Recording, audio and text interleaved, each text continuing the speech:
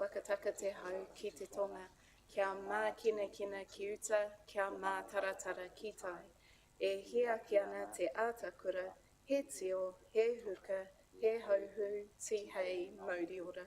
Kia ora, and thank you, Mayor Sandra, for allowing us to host today's meeting in the chambers in Hastings District Council. We're usually in Hawke's Bay Regional Council chambers. Kia ora. If we turn to our agenda for today. This is the will, so we've got the hearings. Yeah, okay. Apologies. Hopefully Leon's going to join us very soon. In terms of conflicts of interests, are there any to declare for today's meeting? There are none. Thanks, Doug. Are you going to contact Leon? Thank you. So, confirmation of the minutes from the last joint committee. Thank you, Mayor Alex, for chairing that meeting on the 25th of March. Are there any additions or alterations to be made to those minutes? If there are none, can I please have a mover? Mayor Sandra, and thank you, Mayor Alex. All those who agree say aye. Those against, carried. Kia ora. We move on to a special part of today's meeting. One resolution from this committee was to seek and appoint an independent advisor to this committee. The role of this position was to help us as a joint committee, to advise us around emergency management, around civil defence, and having local knowledge. And so we were very fortunate to receive many applications, those with vast experience, those with vast knowledge. And today we come to this item to appoint the person that the panel of myself, Mayor Alex, and Baden Barber have come to provide recommendations on who that position and who the successful candidate could be for us. So on that,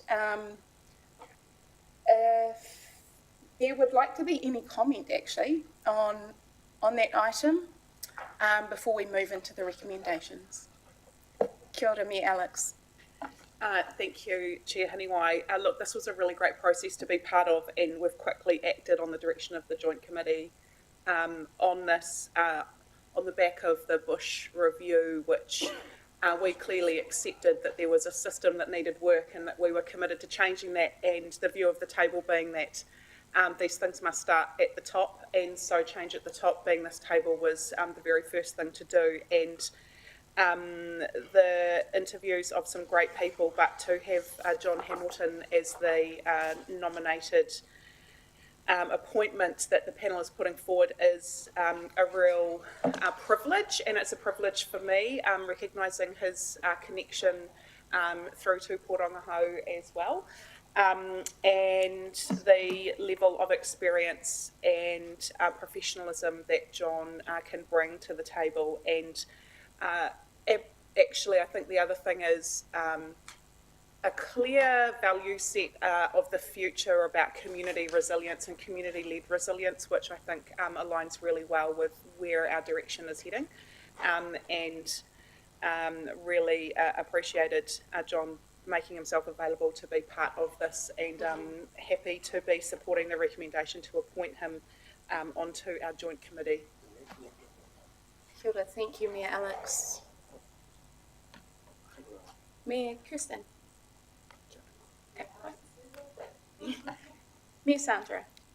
Through you, Chair, thank you very much to the panel, and thank you for putting John forward as a recommendation. I am happy to move the recommendations, and I was really thrilled to actually read John's consideration and summation of ex-Cyclone Gabrielle that we were forwarded to by Mayor Alex, and him giving us some highlights and thoughts about future events and ways in which we can learn and improve. So I think he'll bring a great deal of understanding and leadership of emergency management to our table. Kia ora. Kia ora, thank you. Can I have a seconder for those recommendations? Thank you, Mayor Kirsten. All those who agree, say aye. Aye. Those against, carried. Kia ora. Welcome, John. If you want to please join us immediately, you're more than welcome. And just to note, I think what stood out, and thank you, Doug Tate, for also supporting us in this process, was his vast experience with the Air Force, with at a national level emergency management, but also your local knowledge is what stood out for us most. So welcome, kia ora, and thank you for joining us around the table. Tēnei te mihi ki a koe. I'll give it over to you to introduce yourselves to us. Kia ora. Kia ora. Thank you, Madam. I'm honoured to take up the position, but I realise that I need quite a bit of work to be done, and I'm sorry, Ian, that you're going to try and sneak off. But I'm going to talk to you before you do sneak off, because I think I need to bring myself up to speed with not only what the group has been doing, but also through Ian find out the changes and the implications of the changes that have taken place in NEMA since it's become NEMA, and was, when I last left it, was MacDem. I'd like to think that my 35 years in the RNZF might help a little bit in the advice that I can provide to the Joint Committee, and also, of course, my time in MacDem as Director, and particularly the time as the National Controller in Christchurch after the earthquake. I would hope that we can make civil defence emergency management in Hawke's Bay as good as it possibly can be, and by doing that, rekindle trust between the communities and what the Joint Committee and the Civil Defence Organisation does for its communities. I have to say that I'm particularly energised by the building of community resilience, by having that engagement with communities to try and get them to be the first point of call rather than the last. I am frequently irritated by people who say, I never saw any civil defence. Well, you are it. And sometime later someone else in a blue jacket and a yellow badge might turn up. But that requires a lot of engagement and a lot of facilitation to get the communities to understand their role and what they can do to help themselves. So thank you very much for the welcome, ma'am, and looking forward to working with you all. Thank you, John. Well done. We move on, team, to item 5.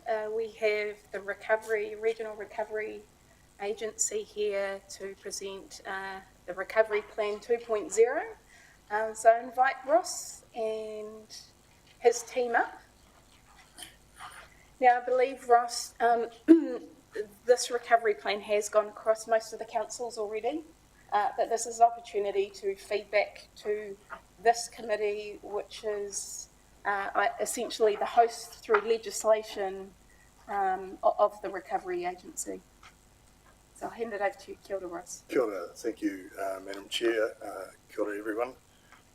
So, yes, just to preface the plan, it has been through a reasonably extensive development process from the beginning of the year, moving on from the initial plan's immediate focus on recovery and looking at medium to longer term recovery and resilience in the region.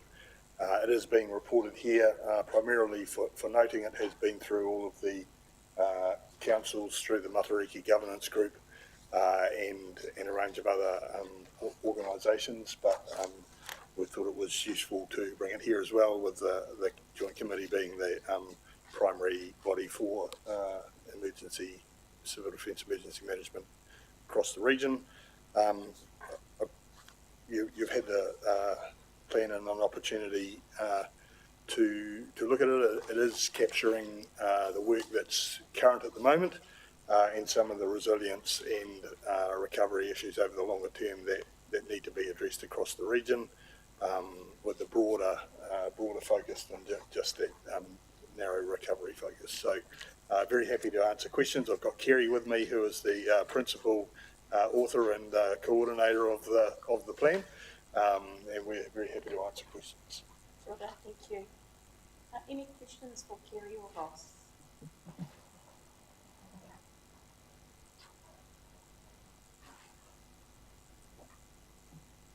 Kia ora, Baden. Yeah, kia ora. Kia ora tātou.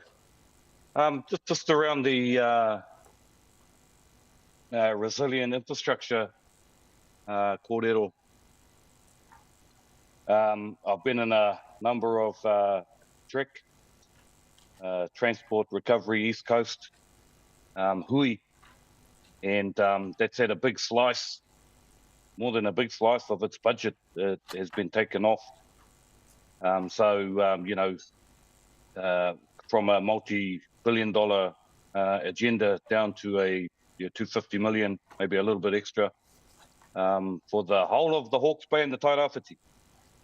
And so, taku wā wanga nei is how are we going to build back better with the budget being cut drastically to do that? You know, there's no build back better in that budget. It's just kind of build back to where things were, which is gonna put limitations on our ability to, to develop as a region economically, to move our people from the north to the centre, to the south, etc., etc.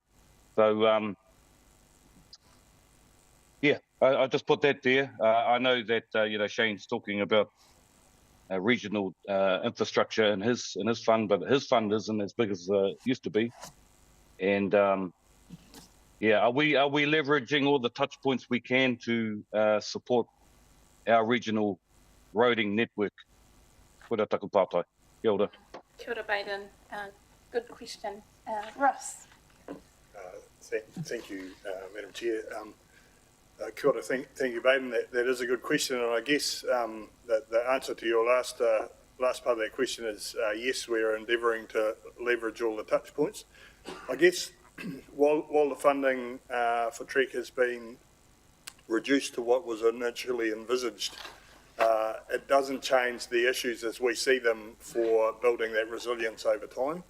I think the position the Matariki Governance Group has expressed is that recovery is not a one-year gig. We're aware that the government was facing fiscal constraints in the most recent budget, and while we had sort of supported greater resilience investment on the state highway network, they have come to the party with investment in the local roading network, which is greatly appreciated, and invited a multi-year budget bid for further work. And we have not given up hope of further investment over time in the state highway network. So there has been engagement with the Minister on particular projects that are seen as resilience investments that they may happen into the future. But I think it is a longer term game. We're certainly not removing those aspirations from the plan, and with the support of Matariki, we will endeavour to pursue those over time, noting that hopefully the fiscal situation improves and that those projects become more pertinent in the National Land Transport Program and the like. Yeah, I'm not discounting the investment into the four laning of the expressway, but in saying that, our whānau into Wairoa and other parts, they have been hit again with flooding. I sometimes, the argument really is around the economic model. Because that funding hasn't disappeared; it's just gone to somewhere else. That funding has been invested in probably roading networks that give a higher economic return. But sometimes we need to think about the whakawhanaungatanga stuff, the connections of hononga, whakapapa, I Whanganui Tātou, it doesn't always come up on the financials. Madam Chair, you know, that's kind of what I'm trying to say. I do acknowledge that there will be a 4-lane and the expressway, and that'll help with the local economy, but there will be parts of our economy that will continue to suffer. Yeah, I think you make a brilliant point, Baden. I guess asking Ross, is there anything further we can advocate on behalf of this committee in that space? I think through you, Madam Chair, we just add this committee's voice to the voices of the Regional Transport Committee, which is very much leading the case, and the interactions we're having with NZTA and more broadly in government to keep those projects on the radar. Yeah. That I think we can keep doing. I just want to reassure Baden that the focus and the inclusion of those issues within the plan is not going away. It's just that there isn't funding for it this year. Kia ora, Ross. Yeah, and I agree in terms of the Waikato Bridge. What level of priority is that after the 4-laning of the expressway? Is it right up against it? It's through you, Madam Chair, the number one priority for the Regional Transport Committee, and it's I know one that's under active consideration, and that yourself and the mayors are advocating strongly for. Hilda. Mayor Alex. Thank you. Thanks for your report, Ross. Just thinking about the connection with your recovery work back to group and to the CDM group. Have you been using a process of feedback on things around risk and readiness back to group as you've been learning from recovery? Because part of what we're going to need to do as we transition into further BAU type recovery in the coming months and years is that making sure we're learning back into the rest of the system on risk and readiness. Are you actively doing that now, or is that something to come? It's probably something to come. We have been sharing some information, but it's probably an area we can do more on. Certainly, a lot of this work has been trying to look at what's occurred and then look at future resilience and aspiration. But I think where we can feed in, I think we can look at that. We do have a shared staff member working particularly in our infrastructure and resilience area that works in lifelines and recovery for Ian. So there is some exchange, but I think it's something we can pick up further.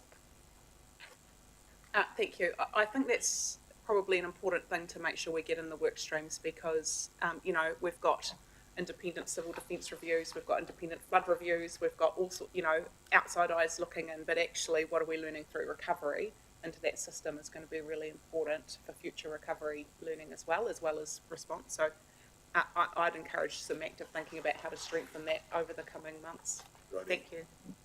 Thank you, Mayor Alex. Mayor Sandra. Kia ora. Thank you, team, for this very, very good recovery plan. But I'm really interested in the launch next month and then how we're going to engage with the community and how do people get to see this plan and understand it, and I think of our mana whenua partners. Thank you, Mayor. Thank you. Ross? Through you, Yeah. Madam Chair, thank you.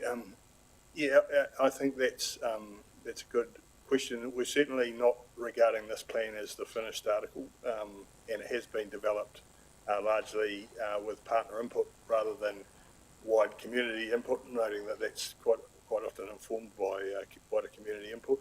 We are planning to sort of, announce it to the world and allow for a period of input and discussion on it as just in a reasonably low-key way, but to allow that community input.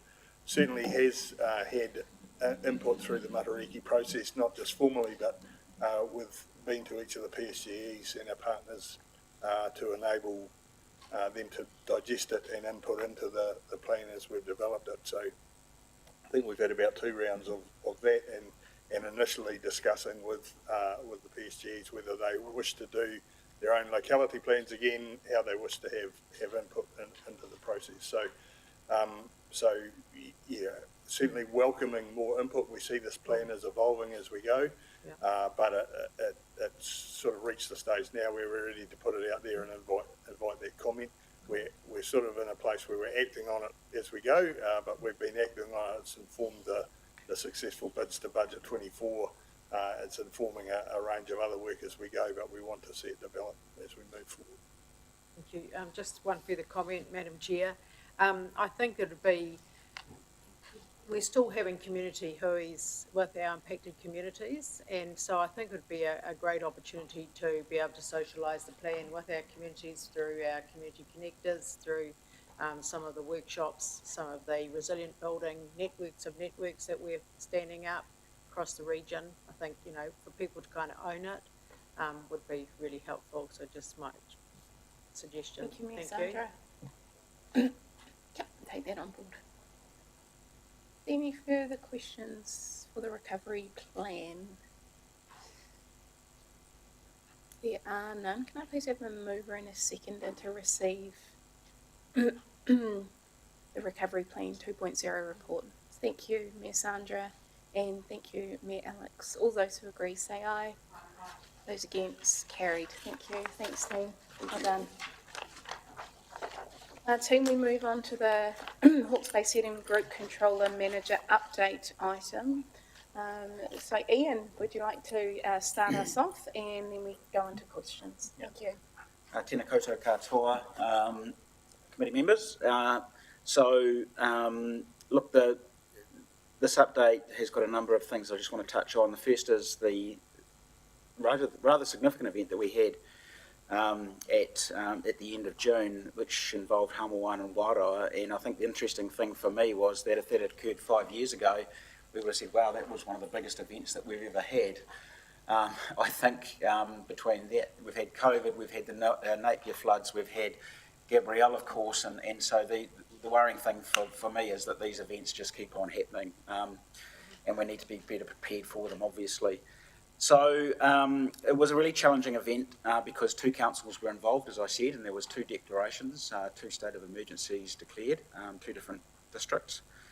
And State Highway 2 was closed as well very early on, so that created some problems in terms of how we actually supported Wairoa in particular.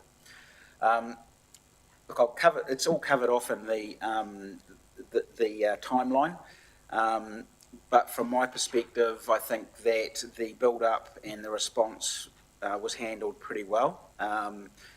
There was improvements in our systems and processes.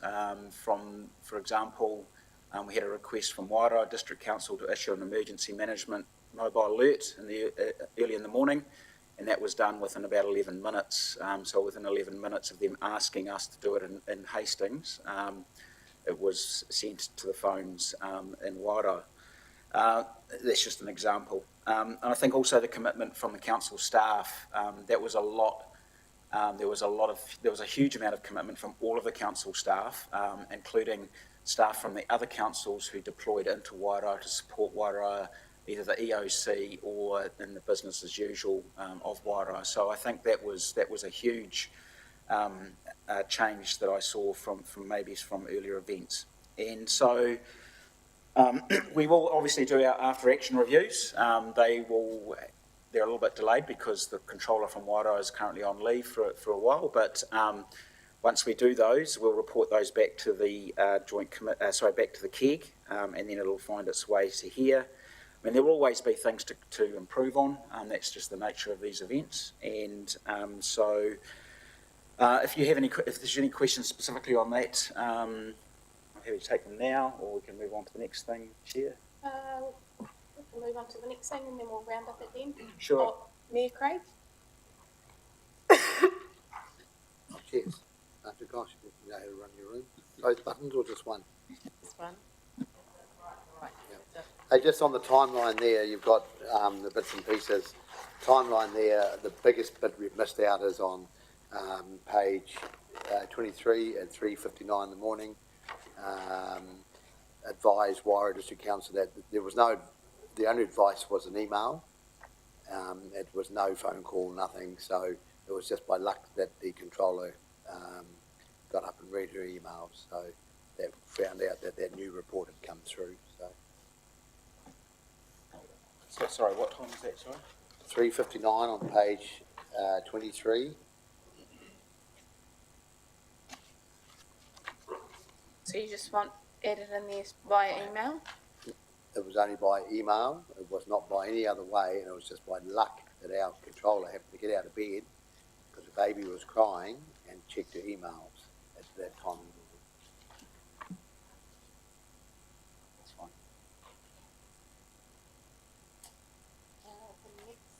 So the only other thing of note in this report paragraph 26 is the work that's been done at a national level, and this all happened very quickly. The government so basically there's the government response to the 2023 North Island severe weather events inquiry, which DPMC is leading this, not NEMA. We were asked at short notice as in group managers to provide some input. Now this is input into a cabinet paper or input to DPMC who are going to develop the cabinet paper. We're obviously not going to see the cabinet paper itself. But this all happened very quickly. The cabinet paper is due sort of September, October. But I just want to say that it's not actually often that the wider sector actually gets to have input into the thinking into a cabinet paper, and we sort of fought for that. The group managers across the country fought for that, and to be fair, DPMC have been obliging. So we developed a collective response which is attached. Literally that had to be done within a week, since then there's been a series of what they call sprints, which is where we look at, there were 6 different sprints and I've been involved in 2 of them. The ones that I was involved in were around roles and responsibilities and what is the structure of the system look like moving forward. And what I based my thoughts on was obviously the submission that we made on the bill and a few other documents as well. But essentially the advice is that the system needs to be looked at top to bottom. And in particular at the top end of the system, there's 3 parts to our system. There's the national, there's what we'll call the regional or the groups, and then there's the local part of the system. And the suggestions are that at the top end that there needs to be a lot more done in assurance and bringing together the various national agencies that work in this space and making sure that they operate together, because at the moment it can be a bit disjointed and it's unclear as to what agency does what. So there's a lot more direction required at a national level. At a regional level, what we were thinking about was around a more of a partnership approach. So at the moment, most of it is the burden falls on local government at a regional level, our level. And what we're saying is that needs to be more collaborative with central government and also reflected in terms of funding as well, because I think that is one of the areas that are of concern. And then finally, at that local level, and making sure that that local councils are at the forefront with tangata whenua in terms of at a local level, and making sure that, again, it is properly funded and that there is equity and it's based on the risk that different regions face, because every region has a different risk profile. So that's where the discussion sort of got to. So I think there is a willingness to look at sort of more comprehensive system change, but obviously that still has to go through the cabinet process. So I'm happy to take any questions on that or any feedback, because this is going to be ongoing. So if you have any feedback either now or once you've had a chance maybe to digest that, what's in the paper, that would be welcome for us to be able to pass on as we start to move into this process. So other than that, on this particular paper, I don't have anything else to add. I'm interested in the exercises that have been run over the region and what local inclusion there's been, what community inclusion has been in those exercises. Thank you. Sure. So the first one, which was exercise Rua Whenua, was a national exercise run by NEMA, and there was no local involvement across the country with that particular exercise. It was run at across particularly the South Island groups, because it was to do with the AF8 or the South Island fault line rupture. But in saying that, there's obviously there's some work that's been done, and the lessons that have come out of that will have some flow on through effect once NEMA have done the review of the exercise and the outcome of the exercise. And we are going to be using some of those scenarios, in particular with our welfare advisory group and Lifelines meetings, to make sure that that we can play our part in an event that affects the South Island at that level. I guess the topic is pertinent given where we are and what the next disaster might be. So the learnings from this exercise, which I believe our group were or weren't involved in. We were involved at a very high level because we weren't an impacted region.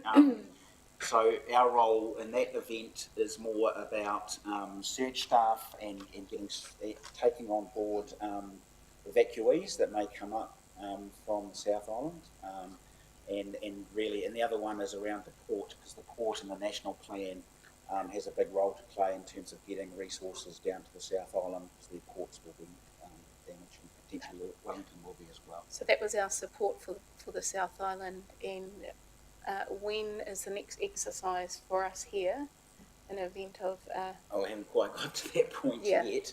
I know Shane may, we haven't really, we're focusing very much on training at the moment, but there will come a point in time when there needs to be an exercise run at a regional level, but we continue to have events, and that makes it obviously challenging to program on exercises as well.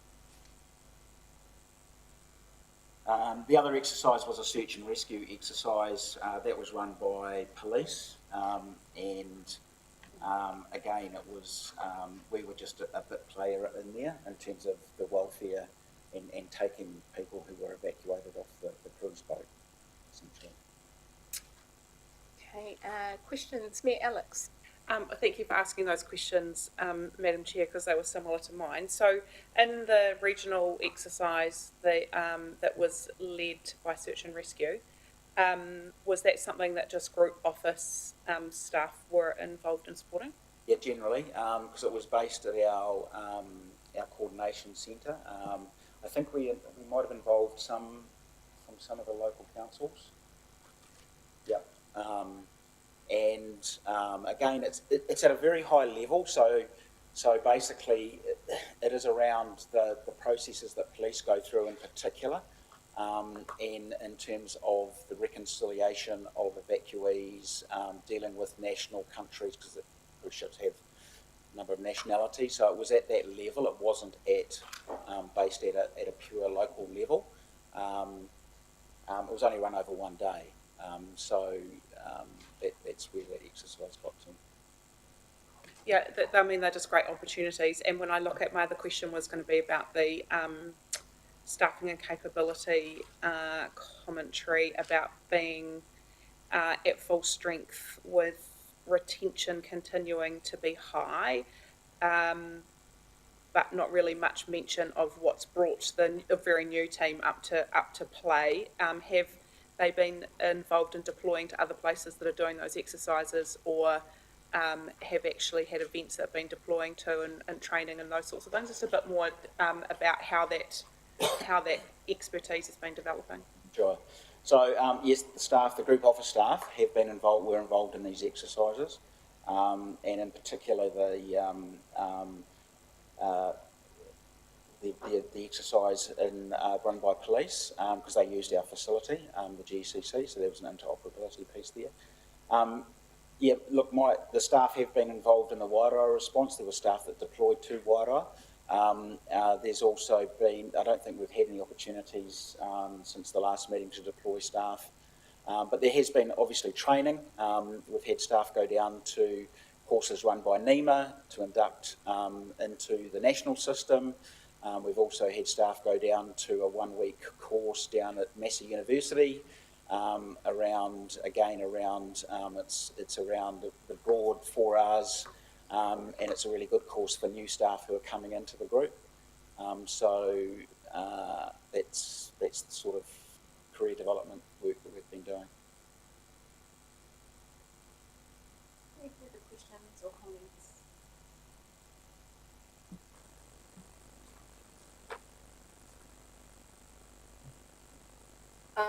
Just to add to the exercises, and I know with my fellow colleagues over in Horizons, the number of exercises I've been able to undergo, have governors like ourselves involved to a point, given that we are the ones to decide to declare. Our role in that, the role of the group, the role of our local controllers and our district councils, as well as the rest of the supporting network. So I guess this is a sign to say that we'd like visibility when they happen, and they should be happening often as possible, given the capacity. But I think they really do demonstrate what is happening within our group, what is happening within our councils, and therefore what training exists for our communities who are building resilience to deal with these responses. So I'd like to think that that's really important for us to get visibility over when they do come up. Yep. Kia ora. I'm happy to move this item. Can I please have a seconder? Mayor Kirsten. All those who agree say aye. Those against, carried. Moving on to our next item. Bring it up. The group work program update. Thank you, Ian. So, look, this is for information and any advice that you have. It went to the last KEG meeting and it's been updated since then. I think the key thing is that in the paper, we've started to align the work program towards the recommendations from the Cyclone Gabrielle reviews, and and just acknowledge that there is a significant amount of work that is actually being done across the councils and partners, and there's reports from all of the councils that have been attached to this report, at this stage, we'll continue to align ourselves. The KEG is in the process of appointing the Director of Transformation role, because there's a lot of work to be done, and that will come under that role, which will be working across all of the councils and our partner agencies in terms of implementing the recommendations from the various reviews. So, again, happy to take any questions.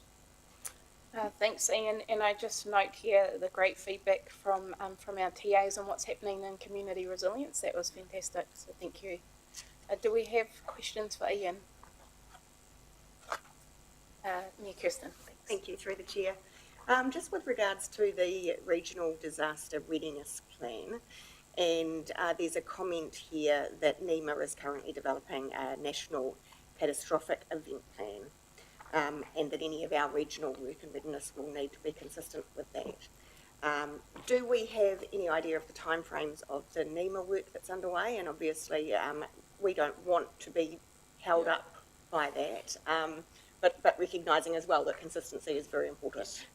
Look, it is a real chicken and egg thing, as you say, and there is a bit of frustration that things move very slowly in terms of the NEMA catastrophic event work, which we've raised with NEMA on numerous occasions over the last 3 or 4 years, various emails and all the rest of it. So, but they are making some reasonable progress from what I can see, and we will be involved and have been involved as well. So once NEMA get to a point where we can understand what our role and response, because a catastrophic event may not just affect Hawke's Bay, it might affect other parts of the country. So that's really where we need to understand, number one, what it is that we will get if it affects us. Number two, what it is that we will have to do or support a national response to another region. But in the meantime, I think we just need to push on as best we can, and that's definitely the intent once we get the resourcing in place. Thank you. Kia ora, Mayor Sandra. Kia ora. Thank you. I just want to talk about the community hub model and making good progress. It's amazing to see when we set up the community hub out at Home Moana, and that the community had a run through a couple of months earlier in preparedness and readiness, and to see that play out. I just, I think this is getting our communities in a position to stand up. I think that is the most important thing we can do right now, is in terms of our priorities and I know we have to look across everything, but to see this leadership group standing up across all of our region with all of these hubs, and I just think that, how we get this regional readiness plan across the region developed as fast as we can. We did talk about having potentially like a community advisory for some of our CEDAM to bring back the feedback to your team and across, all aspects, and particularly some of our most vulnerable communities. So some of the community leaders have stood up, from Parangaho all the way out to Wairoa, and how we bring some of their feedback representing their communities. I just think that there is an opportunity to think about that in the future. So we get that intel from the ground, bottom up to us, and see where the work needs to be done, and the resources need to be done. And I was thrilled to see that we had $4.4 million. A lot of it is resilience that has come in from the lottery money. That is really exciting to see that being used for, resilience of community hubs. So I think that's a really important piece of work that to me is one of the big areas of focus. Kia ora. Agree, Mayor Sandra, and Doug, I might get you to comment any further on the thinking around that on behalf of KEG.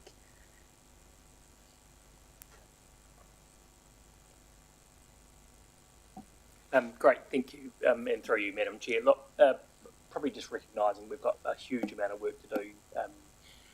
More so, and probably just touching on before we talk about exercising, I think there's a really important transition as well about how do we bring, great, we've got the hubs established, but actually how are we exercising that both locally and regionally to make sure we've got those connections made as well. So, yeah, look, certainly in terms of the next steps we've got, and Mr McDonald touched on it before, looking forward to very shortly have our transformation director appointed, and again, a number of the really short-term actions we've got to get resolved, particularly in that really focusing hard on getting community hubs reactivated again and driving that connection back to group and local EOC. So, look, I could probably talk for quite a bit more on that, but I think, right, really it's the next steps for us in terms of seeing the bigger changes around group plan review, which is now due, and how, again, we get the implementation director sorted to really get the balance of the review and the other more system changes that are required across the line. So.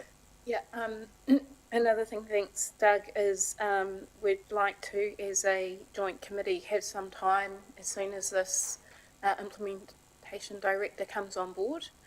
So obviously we need to give them some key focus areas that we feel is important to us as a joint committee before they get into implementing the many recommendations here. So if we can please have that diaried in. Thank you. Are there any questions on this item? Kia ora, me, Alex. I just probably want to double down on that comment you just made, because there's a lot in here, and if you drill down into the work program across all of the R's, there's some really important work in here, which is potentially sort of in the paralysis by analysis, because there's so much happening. Even things like around risk reduction, the independent flood review released last week talked about some of the risk of where developments are happening. Information dissemination from group around risk reduction is going sideways rather than improving, because it's kind of sitting in a space not to move forward. So we are going to have to get really specific about where we're willing and able to take risks and prioritise on this work, because, a lot of this is important. And some of it becomes more urgent because we're in a sort of emergency space, but actually some of it's really urgent from a not repeating mistakes of the past as well. So that prioritisation piece is going to be really crucial. Thank you. Mayor Alex, are you happy to move receiving this item? Thank you. And Ms. Sandra, all those who agree say aye. Those against, carried. Good. We have Ian with us today. Ian from the... No, so No? my apologies, but it seems like they've had a technical issue and can't actually Right. get on, and I haven't. Obviously, I've been talking, I haven't been able to sort it out. But I might be able to answer if there are any questions on the NEMA report, because I have been down at NEMA a few times just recently. Okay, so, not this Ian, another Ian Another from Ian. NEMA. Hasn't able to make it. Are there any questions from that update report? Yeah, kia ora, Madam Chair. Kia ora, Baden. I think for me, for NEMA and for civil defence, I think relationships with marae and mana whenua, I just need to reinforce that. I see in the reports, we put some containers out there with a few tools in the little shed, but there needs to be more than that. And really, it's around the training and building the capability of our people to respond to these things. So, put a few containers out there with some tools in that, but if our people aren't trained to use it, he mauma. So I've shared this wherever I go. Is just the importance of now is the time to start to develop those relationships with our marae. We have 100 of them up and down Ngāti Kahungunu. I'm not talking about all of them, but you can. There are collections of marae in different areas, but we need to have that kind of network, and that network needs to be organised and developed now before any future issues, so that we're ready to go. All the Matariki Awards, all these big awards have gone to, Waipatu marae, those marae that stood up and supported, but we can't leave it at that. We need to be, pushing, and what I'm pushing for is to support the training of our people in all matters civil defence, so that they can support not just the Māori community, but all the communities where they live. Kia ora, everyone's nodding Baden in the room. So, Kapai. yep, kapai. So there is that view, but I guess it's how we turn that into on the ground, seeing that happening. Yeah. So, Yeah. Ian. So I agree with Baden. I mean, it's been an area that has been of some concern at a national level and also at our level for a long time. I think so. There's a couple of things. The training wise, I mean, we have trained some at marae, but we've also had to train council staff as well. But the courses that we're running for the council staff around the emergency management essentials, I don't see any reason why that can't be rolled out as we progress across marae and other community groups as well. I think also the extra funding that was approved through the LTP process allows us to now start developing and actually getting a staff member employed who can actually help us out with improving our relationship, and definitely in partnership with the Te Pau Whakaari at the Regional Council, basically working on those relationships moving forward. So that's where we're at, and it's definitely. It'll be interesting to see what comes out of the changes this government wants to put in the bill, because the previous bill recognised the Treaty of Waitangi and the principles of the treaty, but that now bill has been replaced. So it'll be interesting to see whether that is given the same priority which it should be, in my view, in the new bill when they put it forward. I guess we have a database of where these hubs have been erected post-cyclone, right? So we've got the data, we've got the information of where they are.